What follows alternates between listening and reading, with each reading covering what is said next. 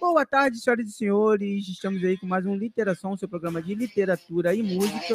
E hoje nós temos um convidado muito especial, né? É um amigo meu, um amigo querido, né? Uma pessoa que eu tenho na maior alta estima. É o Dr. Luiz Mariano, né? Ele é o presidente, atualmente ele está como presidente do Lions Club de Rocha Miranda, né? O Lions Club, que é uma instituição internacional. Ele vai falar um pouco sobre essa instituição e também vai falar sobre um projeto que ele já vem há algum tempo, né, produzindo, elaborando, de valorização da cultura no bairro de Rocha Miranda e adjacências, né? Vai falar sobre essa imigração e tudo mais. A gente vai bater um papo aqui e ele vai falar.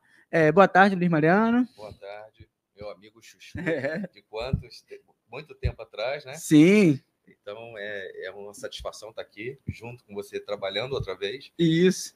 Nós, há muito tempo atrás, trabalhamos juntos. Juntos no jornal, Rocha Miranda em Revista. Rocha Miranda em Revista, e nós fazíamos, né? Eu ajudava ele, Isso. O pai dele, a fazer um jornal informativo do bairro, que na época era a comunicação que podia ter, né?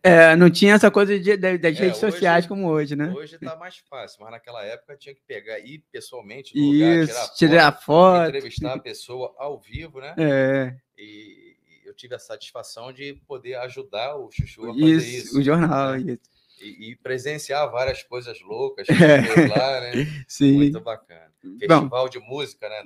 Da praça. Chuchu aparecendo, vestido de baiana. Na Praça de Rocha Miranda, né? É um tempo muito bom que ficou ali, marcou a nossa amizade. Isso. Mas vamos falar hoje, né, sobre o Lions, né? Isso. Luiz Mariano, eu queria saber, eu e os espectadores ouvintes, quer saber o que é o Lions Club, né? O Lions Club é uma organização que ela é internacional, ou seja, tem em mais de 200 países, 206 países, né? E a finalidade dela é a ação beneficente, tentar ajudar. Ela atua através da ação de vários clubes locais, né? Alguns bairros, não todos os bairros do Rio de Janeiro, mas alguns bairros possuem o Lions. E aquele Lions atrai pessoas que estão interessadas em ajudar ou a pessoa, ou pessoas, ou o próprio bairro a desenvolver, a identificar o problema e tentar ajudar de alguma forma. Então, cada clube, né, de acordo com a sua característica, de acordo com a necessidade do bairro, ele vai desenvolvendo uma aptidão, uma forma de atuar que beneficia um grupo de pessoas ou aquela localidade. Então, tem clubes do Lions, que como Vozes da Polio, muito bem conduzido pela Sheila Mar, né, que reúne várias pessoas que foram vítimas da poliomielite e tenta dar a elas algum tipo de apoio, informação, caminho, direcionamento. Então, ele trabalha especificamente com esse tipo de atuação. Tem outro clube que desenvolveu a possibilidade de fazer exames de vista e produzir não, mas doar os óculos. Então, ele tem esse perfil.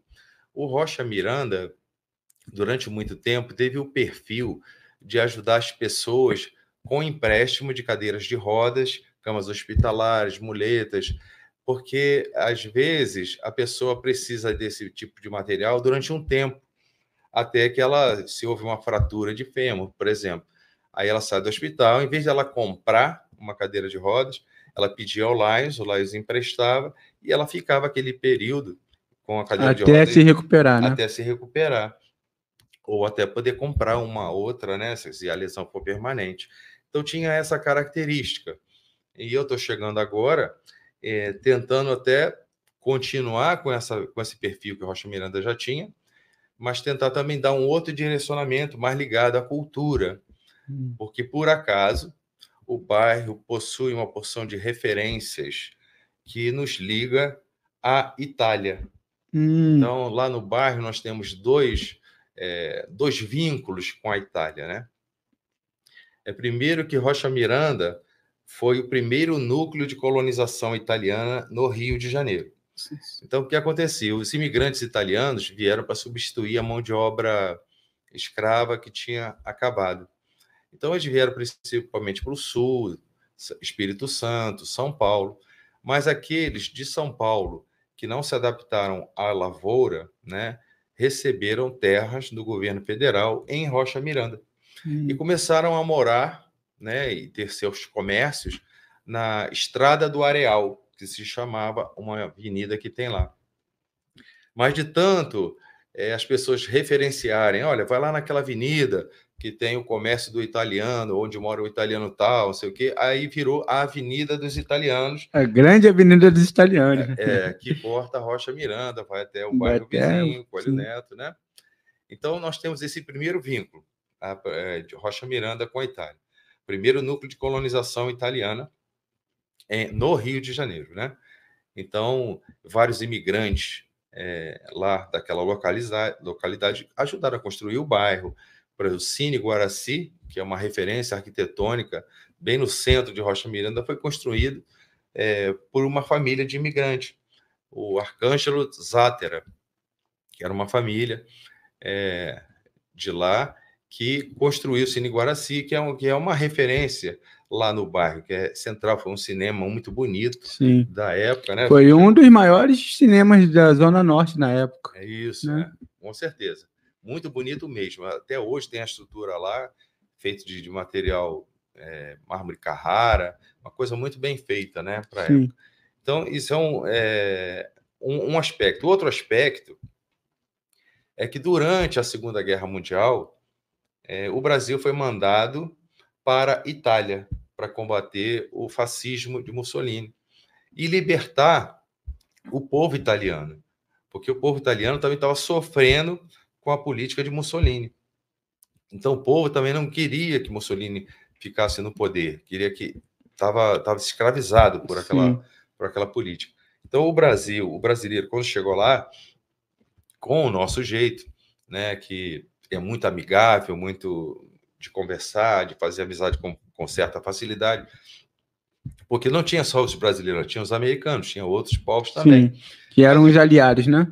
Isso, os aliados. Mas os brasileiros criou um vínculo muito grande com o povo italiano nesse momento. Então, eles eram capazes de tirar a roupa e dar mantimento e dar... Então, esse lado humano do brasileiro foi muito visto nesse momento e valorizado.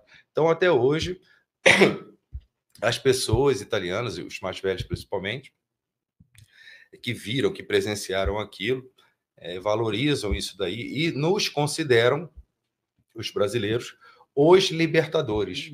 Entendi. Tem até um documentário falando sobre isso, os libertadores, que somos nós, os brasileiros, que chegamos lá para libertar o povo daquele momento sofrido que estava lá. Então, nós temos esses dois vínculos que nos ligam à Itália, né? E em 2008 ou 2009, acho que o Matheus poderia botar ali a Dona Zuleika, eu acho que é o 6. Matheus, está ouvindo? Ver se ele vai botar aqui. Não, fala o que é, aí depois ele bota. Mas o que ela fez? Tá, dona... Então, como é que começou isso tudo, né? Como é que começou essa minha história? Que eu também não sabia, embora morador de lá, nasci lá. E ela um dia, essa Dona Zuleika, que era a presidente da Associação das Donas de Casas de Honório Gurgel, e por acaso era dia 7 de maio, ela falou para mim: ô Mariano, você tem carro? Tem. Você pode vir aqui amanhã? Eu falei: posso, vamos lá. Aí fui lá na praça, dia 8 de maio. E aí peguei o carro, vamos lá pegar um senhorzinho. Aí eu fui no bairro vizinho, chamado Bento Ribeiro, e chegamos lá numa casa de um senhorzinho, estava sozinho, sentadinho assim, humilde, com a roupa toda engomadinha, toda caprichada, com medalhas colocadas caprichosamente ali, né? Dava para ver que era uma roupa muito antiga. E ele estava sentadinho ali, ansioso para que a gente chegasse e pegasse ele. Aí pegamos ele, levamos para a Praça de Rocha Miranda, né? A imagem mostra aí o obelisco que tem na Praça de Rocha Miranda. Então, na base desse obelisco, a Dona Zuleika puxou um fio, de extensão de luz, né? Do quiosque que tinha ali, do meu amigo Gomide, e ligou um aparelho de som pequenininho, muito pequeno. Então, foi uma lição que ela me deu. Pequenininho, e pegou o senhorzinho, botou sentadinho ali e botou para tocar um hino nacional, botou para tocar a canção da FEB, pegou um buquê de flores, deu para aquele senhor, fez uma homenagem muito bonita a ele, apenas com um som pequenininho. Ou seja, ela fez uma coisa muito grande, emocionante e com pouca coisa. Então, foi uma lição que ela me deu, que eu guardo e tento levar para a minha vida toda isso daí. Então, ali, eu vi que a gente estava homenageando um ex-combatente. Aí, alguém foi levar o ex-combatente para casa, eu fiquei lá com a dona Zuleika, tiramos essa foto que está aparecendo aí, né, e conversando aí perto desse obelisco, e ela falou assim, você sabe qual é o nome dessa praça? A gente conhecia como Praça de Rocha Miranda, né? Mas ela tinha um nome, o nome dela era Praça 8 de Maio. Você sabe o que quer dizer essa data aqui, que comemora nessa data? Eu falei, não. E aí, sabe o que esse obelisco aqui representa? Aí, não sabia. E aquele V da Vitória ali? Por que está aqui nessa praça? Então, foi uma porção de perguntas que, na verdade, eu não sabia responder. Embora já tinha uma experiência dentro do militarismo, embora eu fosse neto de ex-combatente, eu não sabia daquelas coisas. Então, ela foi me explicando que o dia 8 de maio era o dia comemorativo ao final da Segunda Guerra Mundial. E que aquela era uma data muito importante, como o Matheus pode mostrar, como essa data é comemorada na França e na Rússia, acho que é o slide 7. Então, ela foi me falando o que tinha ali na praça, além do nome. Pensei. Não, mais embaixo deles. Então, além do nome, é o que está embaixo desse, Matheus. Então, como a imagem pode mostrar, isso é a comemoração do dia 8 de maio na França.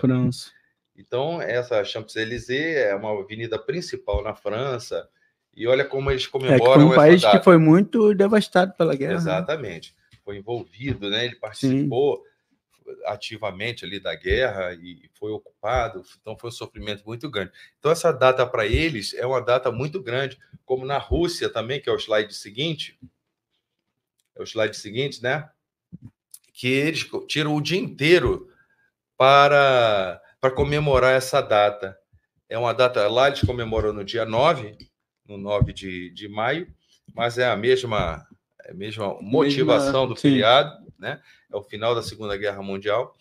E eles lá na Rússia, eles ocupam o dia inteiro fazendo um desfile que todos os familiares dos ex-combatentes de lá pegam uma plaquinha com a imagem do seu parente e saem andando pelas ruas. É um troço realmente emocionante. Também tem um documentário falando sobre isso, né?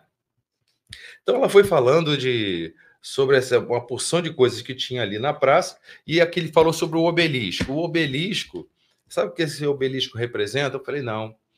Esse obelisco representa uma história que aconteceu no cemitério de Pistoia, que é o cemitério onde os pracinhas que eram mortos lá na Segunda Guerra Mundial eram enterrados.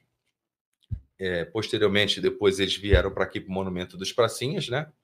Mas então eles eram enterrados lá no cemitério de Pracinha, de Pistoia. Então aquele obelisco representa um fenômeno que acontecia lá em Pistoia, um fenômeno que ninguém sabia explicar o que é, e virou uma lenda urbana, né? Que depois até posso explicar, mas é uma história longa. Mas é um fenômeno que acontecia lá, e aquele obelisco representava isso, né? O cemitério de Pistoia. E na base desse obelisco tem várias batalhas que o Brasil participou. Ao redor tem um nome, né? Isso, Fornovo, Monte Castelo. Então, então eu não sabia nada daqui. Montese, né? Montese, que foi uma guerra muito travada pelos Brasil, corpo a corpo, muito importante, né? Porque o brasileiro, ele se destaca, né? Pode não ter equipamento, pode não ter muita coisa, mas o brasileiro em si, né? Ele se destaca em qualquer coisa que ele se propõe a fazer. E na guerra ele se destacou bastante. Né? Exatamente, o que Segunda você Guerra acabou de Mundial. falar. Porque o Brasil chegou bem desacreditado, né? Mas quando os brasileiros começaram a atuar, eles passaram, os americanos principalmente, passaram a valorizar o serviço do Do brasileiro. brasileiro. Então foi muito homenageado e foi destacado isso pelos americanos, principalmente, que o crescimento, a evolução do Brasil na Segunda Guerra Mundial foi grande. Então, a dona Zuleika comentou sobre várias referências, né, que depois eu comecei a estudar essas.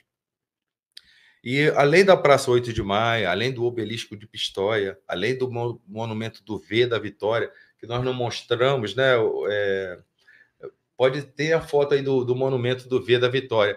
Uma antiga, né, que tinha um monumento antigo, e tem também o atual, que é maior, de 4 metros, bem bonito mesmo, o Monumento do V da Vitória.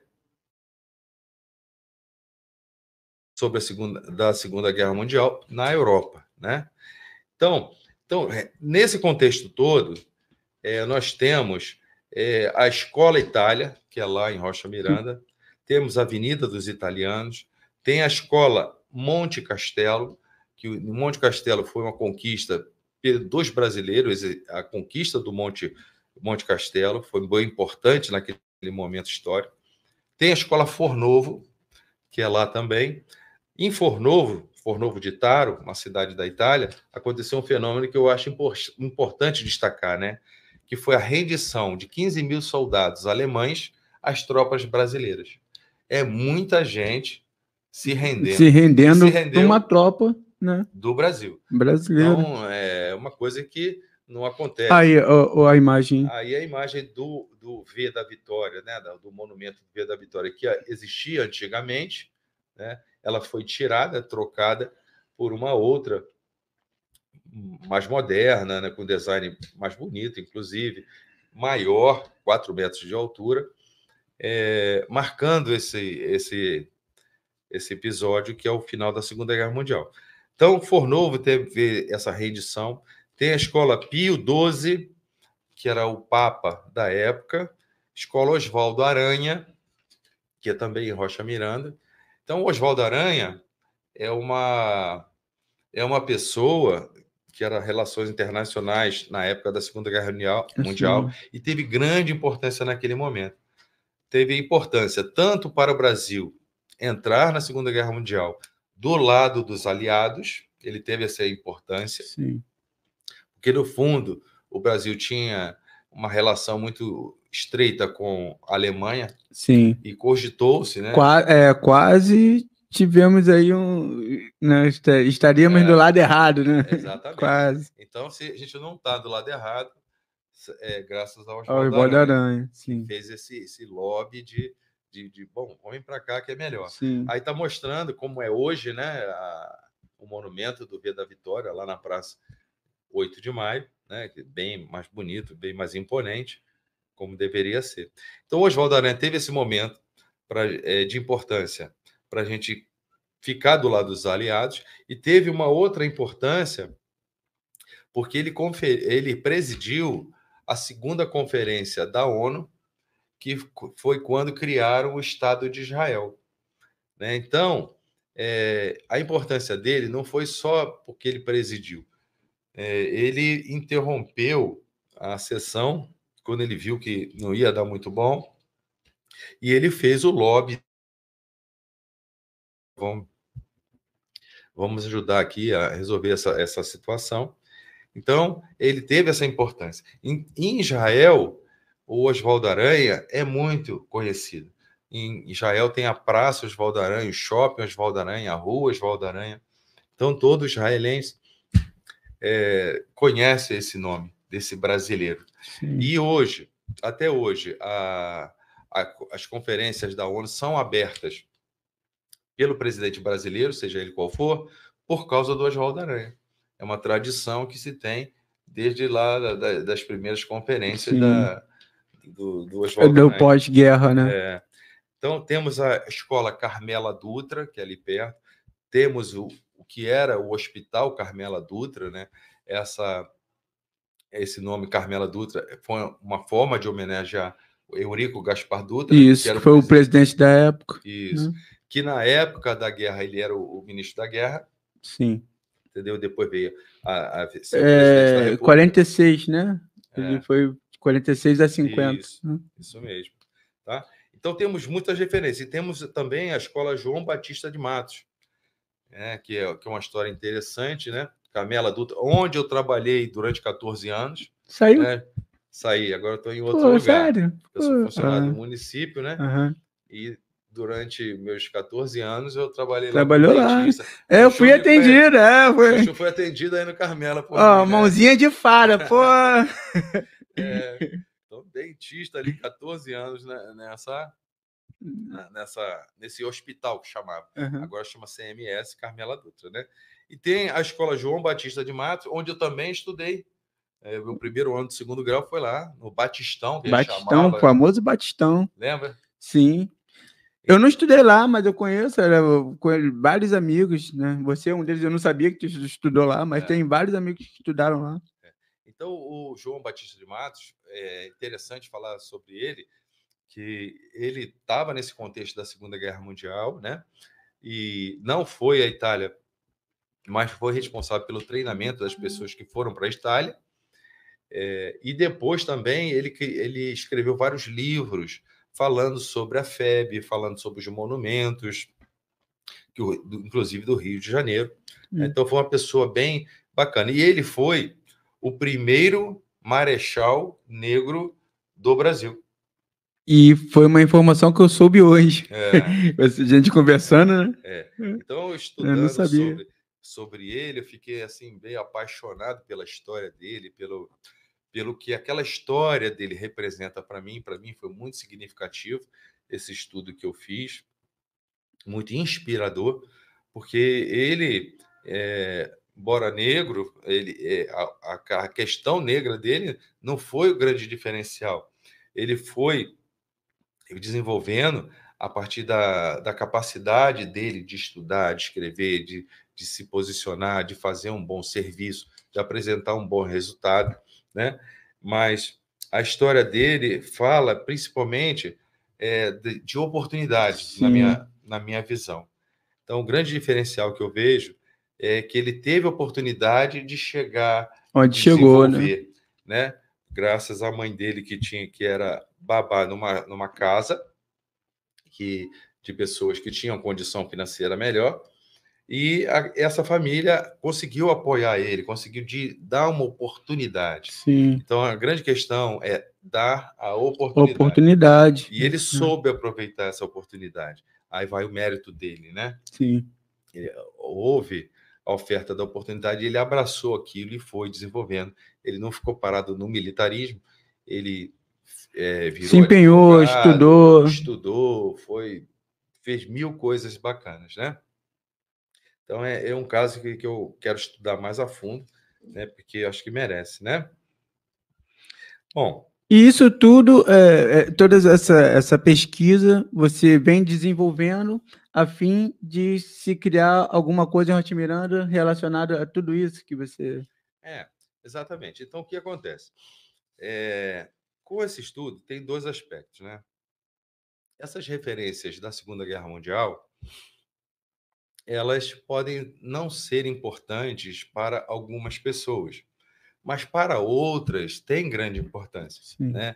Para aquelas pessoas que teve seu parente vitimado naquele momento, como meu avô morreu na Segunda Guerra Mundial, tantos outros parentes passaram por isso também. Então, passa a ter um peso diferente, aquela história, aquela homenagem àquele momento histórico. E eu acho que o Brasil, por ter participado da Segunda Guerra Mundial ativamente, ou seja, o Brasil foi o único país da América Latina a participar da Segunda Guerra Mundial. Então, nós, nessa data 8 de maio, nós teríamos grande comemoração, pelo menos em homenagem àquelas pessoas que foram naquele momento. Sim. Né? Ou que participaram, né? E que ainda estão vivas. Né?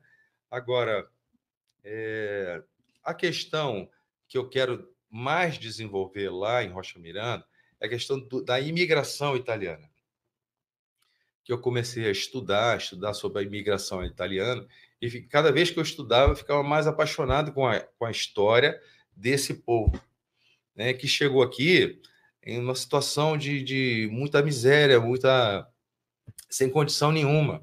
Então, eles vieram para substituir, entre aspas, o trabalho escravo, que não existia mais, mas, na prática, em muitos momentos, eles viraram os escravos brancos, porque eles poderiam trabalhar naquela terra, aí depois teriam que pagar. Mas, enquanto a produção não vinha, eles tinham que consumir, se alimentar, se vestir, né? Então, eles eram obrigados a consumir as coisas no mercado da pessoa que era o proprietário da terra. Da fazenda. Então, na verdade, estava sempre devendo.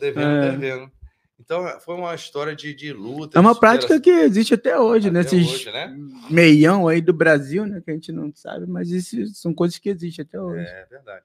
E então, essa parte da questão do imigrante italiano, eu comecei a estudar e percebi o quanto nós, brasileiros, absorvemos a cultura italiana, o quanto essa cultura italiana, o quanto o imigrante italiano ajudou para formar o Brasil que existe hoje. Sim. Então, até, por exemplo, na questão, os vinhos brasileiros. Os vinhos brasileiros são premiados. Até, Matheus, tem uma questão que eu te mandei pelo WhatsApp, da premiação que aconteceu agora em junho, dos vinhos. O vinho brasileiro. Então, aí você interpreta brasileiro / italiano, né? Uhum. Porque os italianos começaram a cultivar os vinhos no sul do país, e depois começaram a fabricar o vinho espumante. O senhor Peter Longo começou, vou criar uma uva aqui para fazer o vinho espumante. Não, isso não vai dar certo.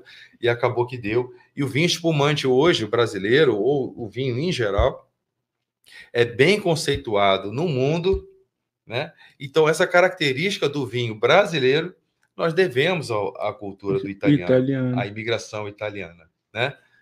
Encontrou, Matheus, o vinhozinho premiado? Não, vinho eu te mandei pelo WhatsApp. Então, o vinho é um grande exemplo do quanto vinho brasileiro tira em primeiro lugar. Então, se a gente começar a aprofundar isso daí, quem nos deu esse título? É a Itália. O italiano, o imigrante italiano. Será que todo mundo tem esse tipo de noção? Né? Ou seja, eu acho que assim, o brasileiro tinha que saber a história do italiano. Né? Então, eu fui no museu no Espírito Santo, na Serra de Guarapari, agora mês passado, né? Esqueci o nome agora, daqui a pouco eu lembro.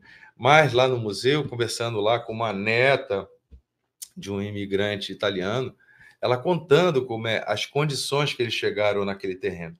Não tinha nada, não tinha condição nenhuma, não tinha condição de escoar a produção dele. Então, foi uma situação muito difícil. Mas eles, de forma incansável, ali batalhando com instrumentos rudimentares que existiam na época, e tem lá no museu, e eles conseguiram vencer e chegar ao vencer a adversidade, né? Então, a questão que eu queria tanto ressaltar é o que seria o Brasil, né, o brasileiro, o Brasil, sem o panetone na mesa no Natal. Nós devemos aos italianos, né? E é engraçado, né? O nome panetone. Agora que você falou, me remeteu à Itália, mas eu nunca tinha parado para pensar nisso. É o senhor Balduco, né? Eu acho que é Manuel Balduco, eu acho que é o nome dele. Da família Balduco, italiano, que trouxe o panetone, que trouxe, né? E começou a fazer e tal. Tem também um documentário sobre isso, como é que ele começou. Nada foi fácil para o imigrante italiano, entendeu? Mas a contribuição dele foi muito grande. Então, o que seria sem São Paulo, sem a pizza, né? Que eles trouxeram, ou cannelloni, ricota, cannelloni de ricota, espaguete. Então, a culinária brasileira deve uma parte dela para a Itália. Exatamente. Então, ravioli, esses nomes todos são da Da Itália. Itália, sim. Então, isso tudo Não, foi isso aí eu acrescentado. sabia. Sim. Então, a gente come semanalmente, come naturalmente esses alimentos de origem italiana. Sim. Entendeu? Então, o que eu vi, o que eu percebi, né? Que tem Vamos falar sobre ele, sim. que eu acho que vale a pena a gente gastar um tempo falando sobre isso daí. Uhum. Mas vamos continuar falando sobre a imigração italiana, né? A imigração italiana, se eu não me engano, eu acho que o Brasil é o país com maior número de descendentes italianos no mundo. Não tenho certeza não, mas eu acho que sim. A gente tem que ver na internet. Mais do que nos Estados Unidos? Eu acho que sim. Eu acho que sim.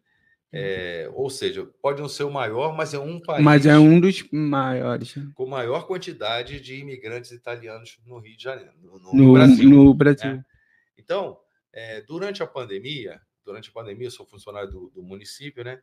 E a gente trabalhava na questão da vacina e existe uma função chamada escriba, onde o funcionário fica e recebe a pessoa que vai receber a vacina, qual é o seu nome, tal. Aí escreveram um papelzinho para dar aquele comprovante de vacina. Então, eu, nessa função... de escriba. Quando percebia que o sobrenome era italiano, eu puxava assunto. E de onde é esse nome? Qual a história? Tu sabe alguma coisa sobre teu avô, sobre a imigração, quando chegou e tal, tal. Então, o que deu para perceber nessa minha experiência é o seguinte: existe um buraco, existe uma carência, existe uma necessidade de que essa história da imigração italiana seja valorizada, sim, seja contada, sim, que alguém se ocupe dessa missão. Uhum. E olha, nós, brasileiros, somos descendentes do índio, do português, do negro e tal, mas também do italiano. Entendeu? Porque muitas coisas nós devemos aos imigrantes italianos, sim, hoje, né? Então, essa consciência, essa certeza que eu pude ter nessa missão de descobrir lá qual é o teu sobrenome. Então, as pessoas de sobrenome italiano... E principalmente no bairro de Rocha Miranda, né? Que de muito. Tanta referência que tem ali e as pessoas não sabem. E não sabem. E outras não valorizam, porque também você não pode valorizar uma coisa que você não conhece. Então, acho que a minha missão seria mostrar, pelo menos, apresentar. Existe isso daqui.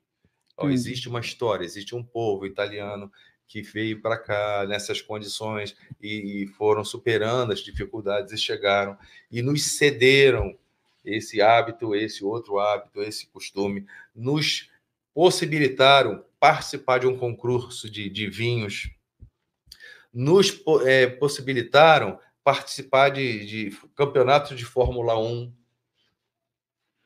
Cadê o vinho, Matheus? Não tá achando, não? Eu mandei no WhatsApp mandei no teu WhatsApp. Então, deu para perceber isso. Há uma necessidade, há uma carência por parte do imigrante italiano de que aquela história seja contada e valorizada pelos brasileiros. Foi a minha percepção. Em relação à Fórmula 1, né, a gente veio conversando, qual é a influência da Fórmula 1 da Itália no Brasil? Então, continuando a falar sobre a importância da influência do imigrante italiano no Brasil. Né? Então, se a gente falar Emerson Fittipaldi, né? Da onde vem o Emerson Fittipaldi? Da Itália. E ele foi bicampeão mundial brasileiro. Então, ele, imigrante italiano, representou o país Brasil, a bandeira brasileira. Né? Então, a gente fala Felipe Massa. Então, o que ele fez? Ele foi campeão, foi corredor, e representando quem? O Brasil. Você fala Ayrton Senna, imigrante italiano também. E um dos maiores brasileiros. Né? Então, são pessoas que você costuma falar, saber que elas existem, mas você não costuma fazer a associação. De onde vem esse cara? Sim. Ele não nasceu aqui no Brasil. De chocadeira, né? Caiu aqui, né? Não caiu de paraquedas. Valeu. Essa foto é bem representativa, porque mostra justamente os imigrantes italianos, né? Rubinho Barrichello. Então, o Barrichello vem da onde? Da Itália. Então, Então, ele está ali com a bandeira brasileira na mão. Felipe Massa está ali com o uniforme verde e amarelo. Temos o João Baroni. João Baroni é o baterista do Paralamas do Sucesso. sim. É uma pessoa muito engajada nesse tipo de tema. Sim, tá? Tem documentário, tem várias. O documentário que ele fez é muito bom, muito interessante. Se eu não me engano, é o Caminho da FEB, que ele pegou um jipe e foi lá fazendo os caminhos que o brasileiro fez na época da Segunda Guerra Mundial. Se eu não me engano, o pai dele foi da FEB. Então, o João Baroni é uma pessoa muito interessada nesse tema e ajuda muito a divulgar esse conteúdo. Então, faz um trabalho belíssimo.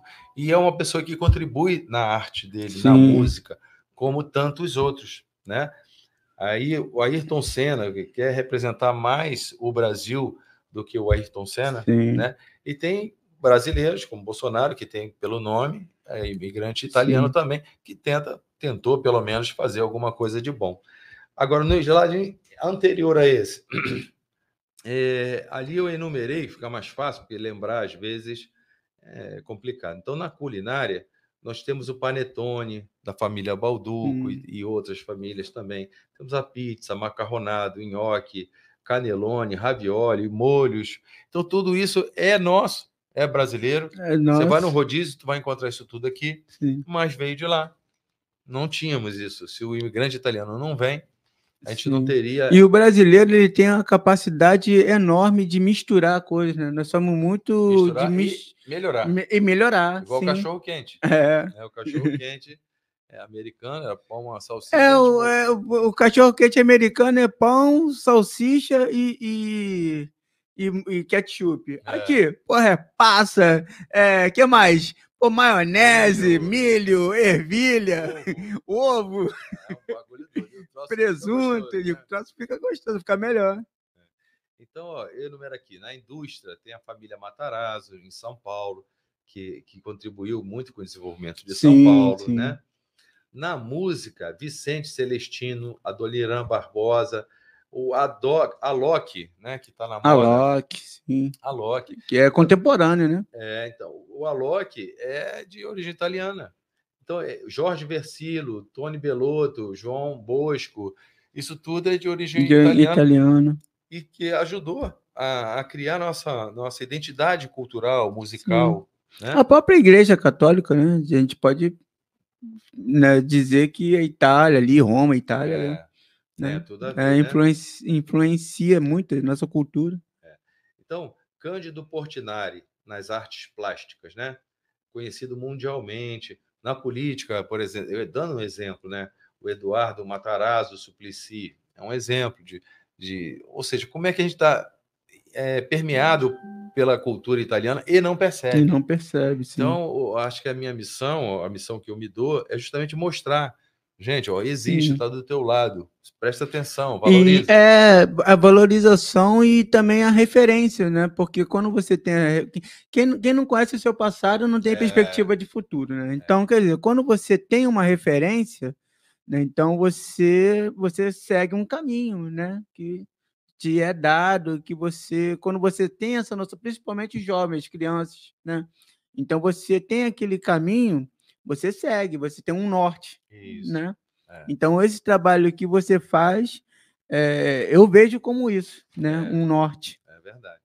Então, só para continuar aqui, como é que a gente é envolvido nessa cultura italiana, né? Nos vinhos espumantes, né? Manuel Peterlongo, então estão sempre sendo premiados, vinhos brasileiros premiados. Sim. Mas essa premiação veio por causa da imigração italiana. Sim. Então tem a premiação de agora, de junho, o vinho brasileiro tirou em primeiro lugar num campeonato muito importante do vinho e devemos de novo, né, a eles, né? Então, na dramaturgia, nós conhecemos Edson Celulari, Luana Piovani, Giovanna Antonelli, Cadu Moliterno. Então, a gente está acostumado a lidar com esse povo, mas quando olha para ele, não percebe que existe um passado atrás dele. Um passado bonito, de sofrimento, de batalha, de conquista, né? Então, essa é a questão que eu quero valorizar. Como você falou em criança, né? Agora eu queria falar uma coisa que eu descobri quando eu entrei no Lions, né? Então, foi à medida que eu ia investigando, por que o nome dessa escola, por que o nome desse lugar, tal, faz referência à Itália, ou faz referência à Segunda Guerra Mundial. Então, eu descobria muita coisa, né? E nome de rua e tal, e tudo. Aí eu fiquei intrigado por que alguém, ou o que aconteceu na cabeça lá de alguém responsável pela nomeação dessas estruturas que estavam sendo formadas ali com nomes daquele momento, ou da imigração ou da Segunda Guerra Mundial. E quando eu entrei no Lions, eu conheci um senhorzinho, o senhor Maurício, que ele gostava muito de contar história, né? Ele tinha uma memória muito boa e gostava e curtia essa coisa de contar história. E ele conheceu o Antonino de São Paulo Filho. Aí que a coisa começa a ser amarrada, por que tantas referências naquele lugar? O Antonino de São Paulo Filho foi um ex-combatente, foi uma pessoa da FEB, que foi para a Itália. Então, a estrutura de saúde do Exército, na época, era pequena.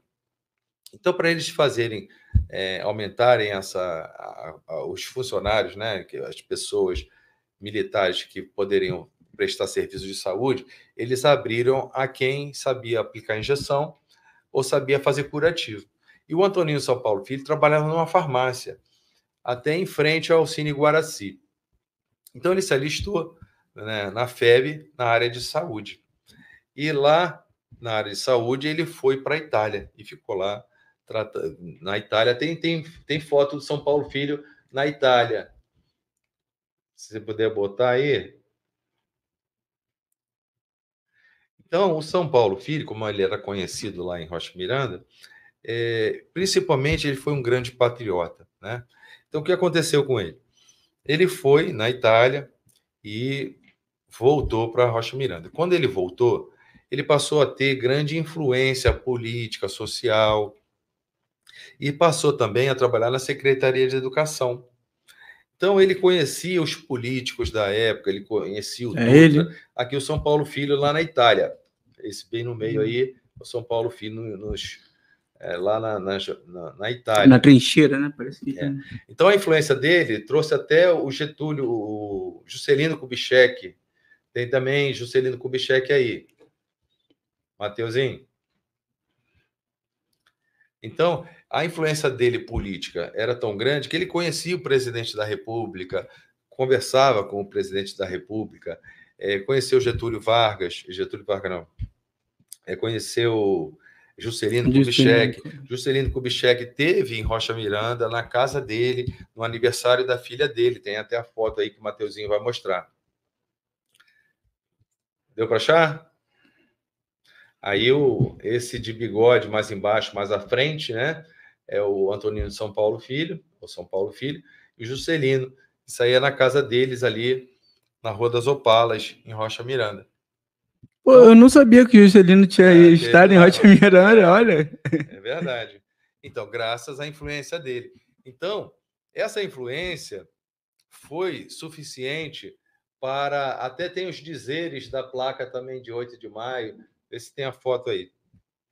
Graças a essa influência política e a posição que ele ocupava lá na Secretaria de Educação, ele é que sugeria nomear aquelas estruturas de escola, hospitais, que estavam se formando naquela época, 1950 e pouco, né? Uhum. Então, ele que foi responsável por esses nomes, Fornovo, Monte Castelo, Pio XII, Oswaldo Aranha, que era o contexto que ele viveu. Daquela época, né? Sim.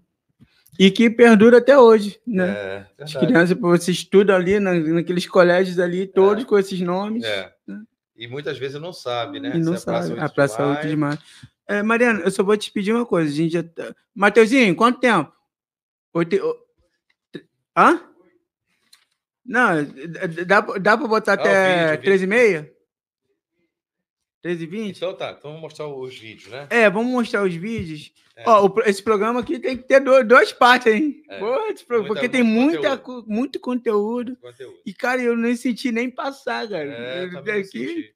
Mas esses vídeos que vão vir agora são muito importantes. E mostra justamente o carinho que existe entre o povo italiano e o povo brasileiro, né? Então, aconteceu em Montese, um senhor chamado Giovanni Sulla, que é meu amigo, ele é cadeirante e ele é um historiador muito apaixonado pelo assunto da FEB. E lá ele faz várias pesquisas da FEB. De vez em quando ele vem no Brasil, numa oportunidade que ele veio, eu pude fazer entrevista. Mas lá na FEB, lá em Montese, ele ajudou a organizar uma festa em maio ou abril. Acho que lá eles comemoram dia 25 de abril. Fazer uma festa onde as crianças italianas, lá em Montese, cantaram em português a canção da FEB. Então, tem como botar o vídeo? Tem como botar o vídeo?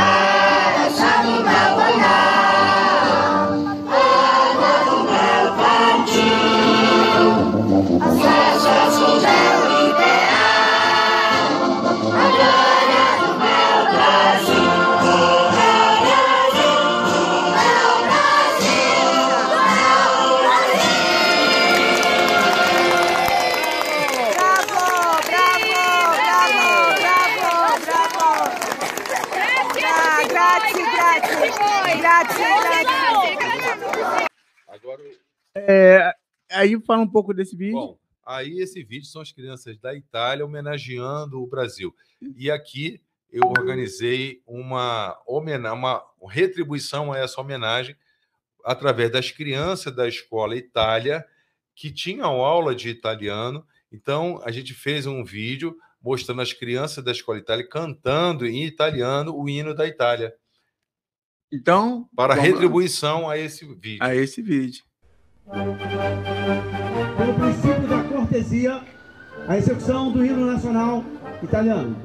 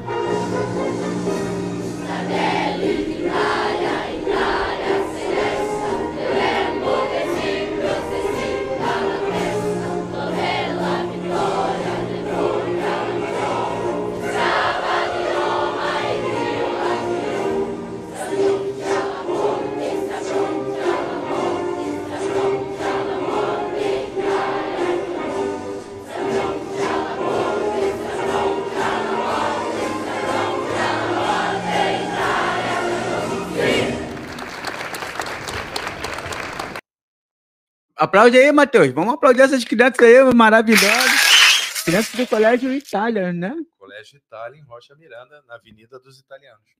Fazendo uma retribuição àquela outra homenagem que as crianças da Itália fizeram para o Brasil. Bom, Mariano, faz as suas considerações finais. O programa, cara, eu nem senti o programa e ainda tem muita coisa para falar. A gente com certeza vamos fazer aí um segundo programa para a gente falar sobre mais coisas. Mas faz suas considerações finais aí. A gente está agora lá no Lions Rocha Miranda, né? E a gente está tentando desenvolver esse trabalho de valorização dessa cultura, desse conteúdo. que nos liga à Itália. E se vocês puderem acompanhar, Lions Rocha Miranda. Em todas as redes sociais, né? Instagram e Facebook. E se alguém quiser entrar em contato contigo, como é que faz? WhatsApp? Nós temos... Eu vou botar o número do telefone do Lions, que agora nós temos, que tem o WhatsApp. Aí pode mandar uma mensagem via WhatsApp e quando a gente puder, a gente responde, vê, né? Lá no Instagram e Facebook. No Facebook já tem todas as informações para entrar em contato, né? Então, é isso aí, pessoal. Muito obrigado pela audiência de vocês e até semana que vem. Valeu! Você está na Rádio